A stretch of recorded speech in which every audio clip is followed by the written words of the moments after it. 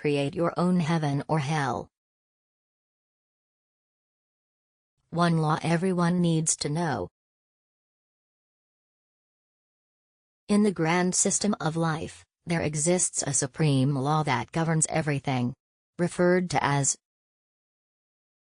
the law of cause and effect, the method by which spirit becomes reality, or the law of suggestion by psychologists. This law is at the core of our existence.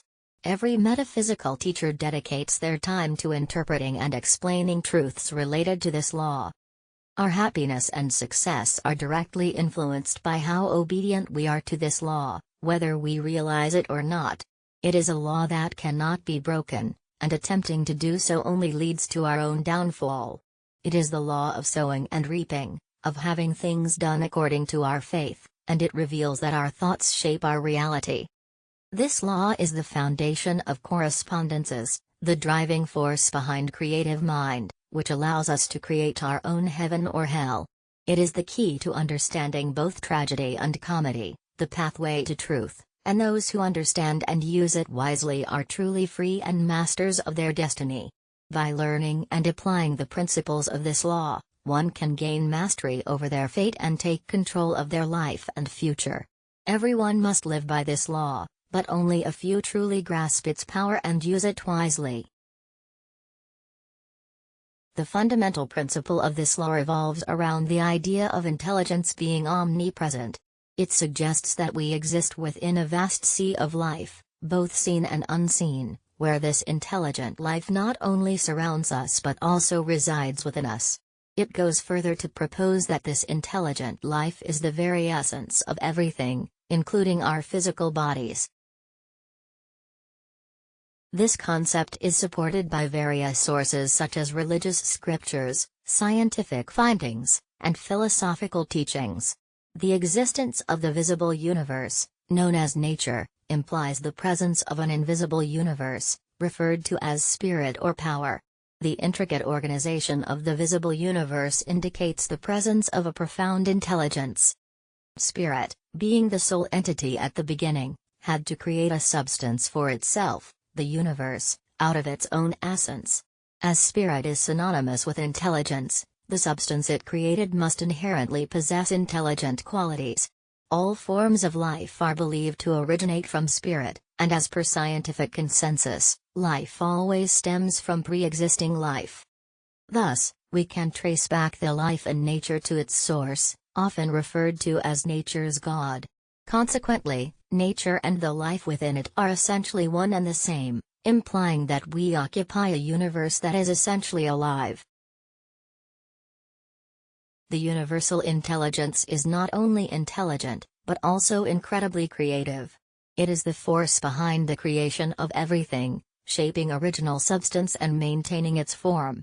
Just as the human mind generates new life cells and nurtures growth from infancy to maturity, nature's creative mind is constantly constructing new wonders.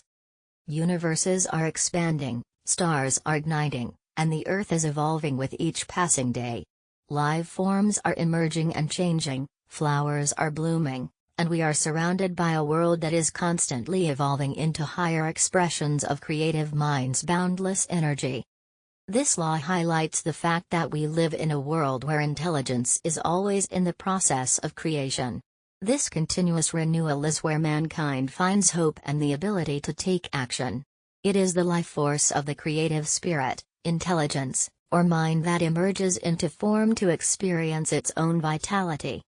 Whether we are thinking, speaking truth, or breathing, it is the spirit within us that is at work, expressing its limitless power to think and power to live. In a poetic and profound manner, the creative intelligence within us responds to our thoughts and impressions. As we emerge into consciousness, like a wave rising from the vast sea of life, we begin to understand the existence of a greater power. Spirit becomes human in order to perceive itself in its entirety. Mankind is a manifestation of spirit transitioning from formless to form, timeless to time, and limitless to limited.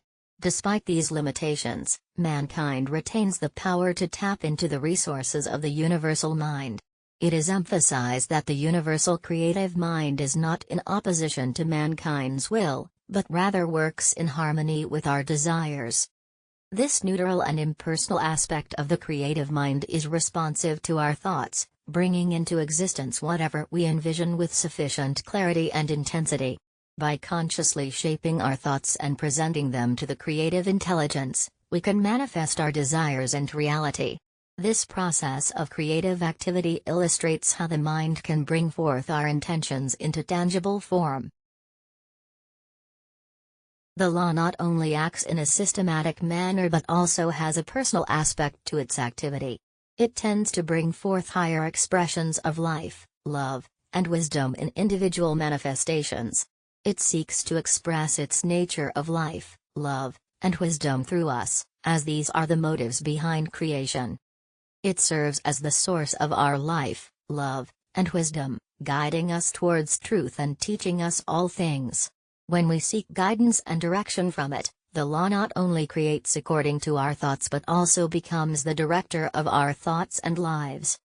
It is the source of our inspirations and intuitions, guiding us as a teacher and lover.